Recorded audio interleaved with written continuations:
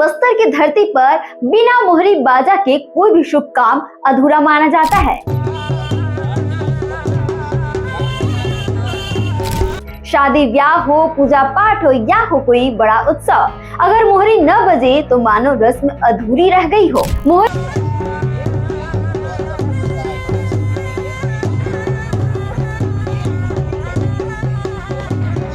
बाजा कोई साधारण वाद्य नहीं बल्कि बस्तर की आत्मा है। इसमें शामिल होती है शहनाई, नगारा और टुरबुढ़ी।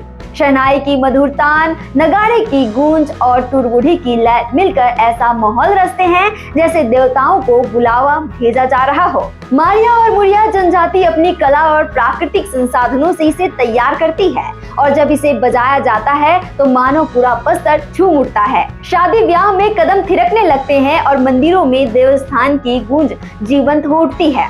यानी मोहरी के बिना बस्तर का कोई भी शुभ काम शुरू नहीं होता। ये सिर्फ एक बाजा नहीं बल्कि बस्तर की परंपरा और आस्था की धड़कन है। छत्तीसगढ़ से जुड़े और अपडेट्स के लिए आप देखते रहें वयम छत्तीसगढ़।